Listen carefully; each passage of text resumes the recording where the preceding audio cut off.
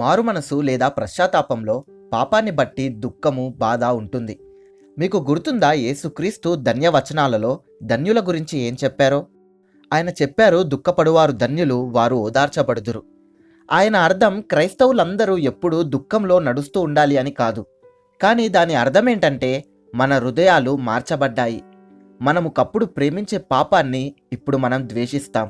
మరియు మనం ఒకప్పుడు నిర్లక్ష్యం చేసిన రక్షకుడిని ఇప్పుడు మనం ప్రేమిస్తాం. కాబట్టి మనం ఆయనకు ఇష్టం లేనిది ఏదైనా చేస్తున్నట్లు మనలో మనం కనుగొంటే అది మనలను దుఃఖపెడుతుంది.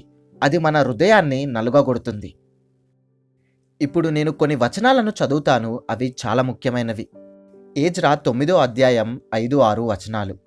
సాయంత్రపు అర్పణ వేళను శ్రమ తీరగా నేను లేచి నా వస్త్రములను పైదుప్పటిని చింపుకొని మోకాళ్ళ మీద పడి నా దేవుడైన యెహోవా తట్టు చేతులెత్తి, నా దేవా, నా దేవా, నా ముఖము నీ వైపు ఎత్తుకొనుటకు సిగ్గుపడి కీనుడనై ఉన్నాను. మా దోషములు మా తలలకు పైగా హెచ్చి ఉన్నవి. మా అపరాధము ఆకాశమంత ఎత్తుగా పెరిగి ఉన్నది. ఇప్పుడు చూడండి ఇక్కడ ఏజ్రాకి ఏమవుతుందో. ఏజ్రా ఏమంటున్నాడో చూడండి. అతడు అవమానముతో మాట్లాడుతున్నాడు. అతడు సిగ్గుతో మాట్లాడుతున్నాడు. అతడు ఇబ్బంది పడుతూ మాట్లాడుతున్నాడు. ఇప్పుడు క్రైస్తవులుగా మనం ఈ విధంగానే ఎప్పుడు జీవిస్తూ తిరగకూడదు. మనం పరిపూర్ణ ఆనందం కలిగి ఉండాలి. కానీ మన జీవితంలో పాపాన్ని మనం గుర్తించినప్పుడు ఏజ్రా చెప్పినట్టుగా ఇవే నిజమైన మాటలు. కానీ మన పాపాన్ని ఒప్పుకోలు చేసుకున్నప్పుడు మన దుఃఖం సంతోషంగా మారాలి. ఇప్పుడు ఒకసారి అవిశ్వాసుల గురించి చూద్దాం. ఒక క్షణం మరలా ఆ రిచ్ ఇండియన్ బిజినెస్ మ్యాన్ దగ్గరికి వెళ్దాం. అతడు క్రైస్తవుడు కాకమునుపు అతని డబ్బు గురించి మాట్లాడడానికి ఇష్టపడేవాడు. డబ్బు పైన ప్రేమ, ధనాశక్తి మరియు వాటిని బట్టి గర్వించేవాడు. కానీ అతను సువార్తను వినినప్పుడు మరియు దేవుని ఆత్మ అతని హృదయంలో పనిచేసినప్పుడు మునుపు డబ్బును గురించి గర్వపడే అతను సువార్త తరువాత దానిని బట్టి సిగ్గుపడతాడు. ఇప్పుడు ఇలా చెప్పుకుందాం. ఆ వ్యక్తి 3 సంవత్సరాలు క్రైస్తవుడుగా కొనసాగుతున్నాడు. అతడు దేవునితో నడుస్తున్నాడు. వ్యాపారం డీలింగ్స్ వల్ల తాను ఇంకా ఎక్కువ డబ్బులు సంపాదించడం మొదలుపెట్టాడు. దాంతో దేవుని పనులను పట్టించుకోవడం మానేశాడు. అయితే ఒకరోజు పాస్టర్ అతని దగ్గరికి వచ్చి ఇలా చెప్పాడు, సహోదరుడా, నేను నిన్ను ప్రేమిస్తున్నాను. కానీ నువ్వు ఇప్పుడు సరైన జీవితం జీవించట్లేదు. నువ్వు దేవుని కన్నా డబ్బును గూర్చే ఎక్కువ ఆలోచిస్తున్నావు అని. అయితే మొదట ఆ ధనవంతుడైన వ్యాపారవేత్త కొన్ని సాకులు చెప్పొచ్చు. కానీ దేవుని ఆత్మ అతనిలో పనిచేయడం మొదలుపెట్టినప్పుడు అతడు మరొకసారి సిగ్గుపడతాడు, పశ్చాత్తాపం చెందుతాడు. నాకు అదే సమస్య ఉంది. నేను అనుకుంటున్నాను మనందరికీ అదే సమస్య ఉంది. అందుకే క్రైస్తవుడి జీవితం ఒక విధంగా విచిత్రమైనది. ఎందుకంటే ఈ లోకంలో అత్యంత దుఃఖపడు వారము మనమే. అలానే ఈ లోకంలో అత్యంత ఆనందము గలవారము మనమే. మనం చూడాల్సిన కొన్ని విషయాలను మీకు చెప్పడానికి ప్రయత్నిస్తాను. 2 కొరింథీ 7వ అధ్యాయానికి వెళ్దాం. 7వ అధ్యాయం 10వ వచనంలో ఇలా చెప్పబడుతుంది, దైవ చిత్తానుసారమైన దుఃఖము రక్షణార్థమైన మారు మనసును కలుగజేయును. ఈ మారు మనసు దుఃఖమును పుట్టించదు. అయితే లోక సంబంధమైన దుఃఖము మరణమును కలుగజేయును. ఇది మనకు పశ్చాత్తాపంలో పర్ఫెక్ట్ బ్యాలెన్స్ని కనుపరుస్తుంది. ఒక విధంగా యూదా మరియు పేతురు అలానే చేశారు. వారిద్దరూ ప్రభువుని తిరస్కరించారు. ఒక విధంగా వారిద్దరూ పశ్చాత్తాపం పొందారు. కానీ తేడాని చూడండి. యూదాకి లోక సంబంధమైన దుఃఖము కలిగింది. అది మరణమును కలుగజేసింది. అతడు తప్పు చేశాడు అని అతడు తెలుసుకున్నాడు. ఏ నిరీక్షణ లేకపోవడం అతడు చూశాడు. మరియు అతని దుఃఖము కేవలం ఖండించడానికి తప్ప మరి దేనితో కలవలేదు. అతడు తన్ను తాను ఉరివేసుకొని చనిపోయి నరకానికి వెళ్ళాడు. ఇప్పుడు పేతురు, తన హృదయం కూడా విరగగొట్టబడింది. అతడు సిగ్గుపడి అవమానం చెందాడు. కానీ తేడాను గమనించండి. అతడు తన్ను తాను ఉరివేసుకోలేదు. అతడు ఆగాడు. అతడు నిరీక్షించాడు, నాకేమైనా క్షమాపణ ఉందా అని. అవును, ఉంది. చూడండి, దుఃఖపడడం అంటే క్రైస్తవులుగా మనం ఎప్పుడు దుఃఖపడుతూ ఉండాలి అని కాదు. మనం దుఃఖపడతాం మనం తప్పు చేసినట్లు మనం చూస్తే. అది మనలను పశ్చాత్తాపపడి మన పాపాన్ని ఒప్పుకునేలా చేస్తుంది. మరియు అది ఆనందాన్ని కలుగజేస్తుంది. అద్భుతమైన ఆనందం. ఇప్పుడు మీతో ఒకటి పంచుకుంటాను. అది చాలా ప్రాముఖ్యమైనది. అందరూ రక్షించబడిన క్షణాల్లో తమ రక్షణను ఒకేలాగా కనుపరచరు. ఇలా అనుకుందాం, బాగా స్వనీతి కలిగిన ఒక వ్యక్తి ఉన్నాడు. అయితే ఒక్కసారిగా సువార్త ద్వారా దేవుడు అతనికి తెలియజేశాడు అతడు తప్పిపోయాడు అని. ఎలా అంటే అతని నీతిక్రియలు అన్నీ మురికి గుడ్డలు అని.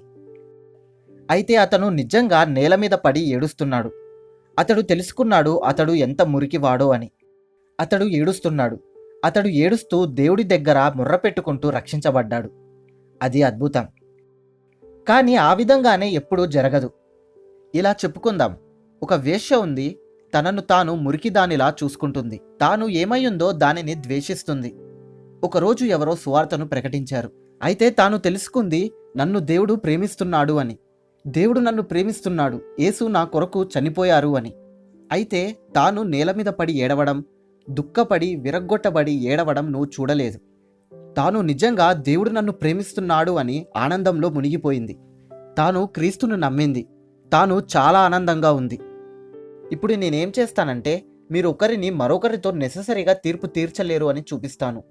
నువ్వు అనొచ్చు, తాను క్రైస్తవురాలు కాదు, ఎందుకంటే తను నేల మీద పడి సిగ్గుతో బాధతో ఏడవలేదు అని. కానీ మనం ఏమర్థం చేసుకోవాలి అంటే, రక్షణ పొందడానికి పశ్చాత్తాపం అనేది అవసరం. కానీ అది వివిధ రూపాల్లో వ్యక్తమవుతుంది. అలానే వివిధ సమయాల్లో. ఇప్పుడు తాను రక్షించబడిన క్షణం నుండి ఇలా ఉండవచ్చు. దేవుడు నన్ను ప్రేమిస్తున్నాడు, యేసు నా కొరకు చనిపోయారు అని. తను అంటుంది, ఓ నా పాపం నాకు వద్దు, నాకు ఆయన కావాలి అని. నేను చాలా సంతోషంగా ఉన్నాను, ఆయన నన్ను రక్షించాడు అని. నువ్వు అనొచ్చు, మంచిది, కానీ అది పశ్చాత్తాపం కాదు, ఎందుకంటే తనకి ఆ సమయంలో ఎలాంటి దుఃఖము లేదు అని. మంచిది, కానీ తాను గ్రహించింది తన పాపం తనకి వద్దు అని. అలానే తాను ఇప్పుడు గ్రహించింది తనకు యేసు కావాలి అని. నువ్వు అనొచ్చు, మరి దుఃఖపడడం విరగ్గొట్టబడడం వాటి సంగతి ఏంటి అని. అది వస్తుంది.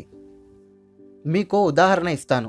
నేను రక్షించబడిన దినం నుండి నాకు తెలిసిందంతా దేవుడు నన్ను ప్రేమిస్తున్నాడు అని. ఇది చాలా అద్భుతం. యేసు నా కొరకు చనిపోయారు అని. నేను చాలా సంతోషంగా ఉన్నాను. నేను నేల మీద ఏం పడలేదు, నేను ఏడుస్తూ కన్నీరు విడవలేదు. నాకు కేవలం తెలిసిందంతా దేవుడు నన్ను ప్రేమించాడు అని. కానీ నేను వాక్యం చదవడం ప్రారంభించినప్పుడు, నేను ఎదుగుతున్నప్పుడు నా పాపాన్ని నేను గొప్ప గొప్ప వెలుగులో చూడడం ప్రారంభిస్తాను. నేను చేసినదంతా నేను గ్రహించడం ప్రారంభిస్తాను. మరియు నా హృదయం విరగ్గొట్టబడుతుంది. ఇప్పుడు 30 సంవత్సరాలు క్రీస్తుతో నడిచినప్పుడు నేను నా పాపాన్ని ద్వేషిస్తాను. అలానే నేను పాపం చేసినప్పుడు నేను సిగ్గుపడతాను. మీరు ఇది గ్రహించాలని కోరుతున్నాను. రక్షణకు పశ్చాత్తాపం అవసరం. కానీ మీరు ఏం గ్రహించాలి అంటే, ఈ లక్షణాలు వేరువేరు క్రమంలో కనిపిస్తాయి. అవి కొన్నిసార్లు వేరువేరు స్థాయిల్లో మార్గాల్లో కనిపిస్తుంది. మీకు తెలుసా, మనం క్రైస్తవులు అయినప్పుడు మనం ఎదగాలి. దాన్నే పవిత్రపరచుకోవడం అంటాం. మీరు గ్రహించారా, మనం పశ్చాత్తాపంలో కూడా ఎదుగుతాం. మీరు మొట్టమొదటిసారి క్రైస్తవులు అయినప్పుడు మీరు పాపాలని గ్రహించరు. కానీ ఇప్పుడు మీరు ఇంకా ఎక్కువగా గ్రహిస్తున్నారు కాదా? మనం పశ్చాత్తాపంలో ఎదుగుతున్నాం. అది చాలా ముఖ్యమైనది. అలానే నిజమైన పశ్చాత్తాపం ఆనందానికి దారితీస్తుంది. అది ఓదార్పుకి దారితీస్తుంది. క్రైస్తవులు తమ్మును తాము శిక్షించుకోవడం మనకి వద్దు. క్రీస్తు ఏం చేశారో, క్రీస్తు ఎవరో దానిని బట్టి సంతోషించడం మనకు కావాలి. మనం మన పాపాల గురించి ఆలోచించాలి, కానీ క్రీస్తు గురించి మరి ఎక్కువగా ఆలోచించాలి. నేనిప్పుడు మీకు ఒక ఉదాహరణ ఇస్తాను. అది ఒక విధంగా తీవ్రమైనది, కానీ అది ఒక మంచి ఉదాహరణ. అక్కడ ఒక సంఘం ఉంది. అక్కడ ఉజ్జీవం ప్రారంభమైంది. ప్రజలు క్రీస్తులో ఎదుగుతూ ఎదుగుతూ ఉన్నారు. వారు కేవలం సంపూర్ణ ఆనందం కలిగి ఉన్నారు. మరియు ఆ సంఘంలో ప్రతి రాత్రి మీటింగ్స్ జరుగుతున్నాయి. ప్రజలు గంటలు తరబడి ప్రార్థిస్తున్నారు. వాళ్ళు ఆరాధిస్తూ వాక్యాన్ని భుజిస్తున్నారు. మరియు వారు క్రీస్తునందు సంపూర్ణ ఆనందం కలిగి ఉన్నారు. వారికి సాక్ష్యాలు ఉన్నాయి, మరియు అవి అద్భుతమైనవి. అయితే ఒకరోజు ఒక అమ్మాయి సాక్ష్యం ఇవ్వడానికి నుంచొని ఇలా చెప్పింది, ఈ సంఘంలో పాపముంది, మరియు తాను ఆ పాపాల యొక్క పేర్లు చెప్తుంది. మరియు అక్కడున్న వారంతా అవును, తాను చెప్పింది ఖచ్చితంగా నిజమే అని వారంతా ఆశ్చర్యపోయారు. ప్రజలంతా పశ్చాత్తాపం చెందడం, దుఃఖపడడం ప్రారంభించారు. అయితే ఆ తరువాత రాత్రి కూడా మళ్ళీ తాను నుంచొని సంఘంలో పాపం ఉంది అని చెప్పి ఎత్తి చూపడం ప్రారంభించింది. తాను కరెక్టే, మరియు ప్రజలు పశ్చాత్తాపం పడుతున్నారు, ఏడుస్తున్నారు. ఇది ఇలానే ఒక వారం పాటు జరిగింది. చివరిగా తాను ఒకరోజు నుంచొని సంఘంలో పాపముంది అని చెప్పినప్పుడు జ్ఞానవంతుడైన ఒక వృద్ధ క్రైస్తవుడు నుంచొని తనను చూసి తన వ్రేలితో తన వైపు చూపి సాతానా పొమ్ము అని అన్నాడు. తను సంఘం నుంచి బయటకి పరిగెత్తింది.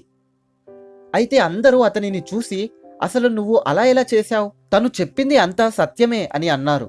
అతడు వారితో చెప్పాడు, మీరు ఆ ఫలాన్ని చూడండి. తాను ఈ మీటింగ్స్కి రాకముందు మనము పశ్చాత్తాపం చెందాం, కానీ మనం మొదటిగా యేసు గురించే ఆలోచిస్తున్నాం. మనకు తెలుసు మనం పాపులమని, కానీ క్రీస్తు మన కొరకు చేసిన అంతటిని బట్టి సంతోషిస్తున్నాం. అయితే వారమంతా తన ప్రవచనాలను బట్టి మనం యేసు గురించి మాట్లాడడం మానేశాం. మనం మన పాపాల గురించే మాట్లాడుతున్నాం. అక్కడ ఆనందం లేదు, అక్కడ కేవలం నిరాశే. అతను అన్నాడు, అది నిజమైన పశ్చాత్తాపం కాదు అని. పశ్చాత్తాపాన్ని అర్థం చేసుకోవడానికి అది ఒక అద్భుతమైన ఉదాహరణ.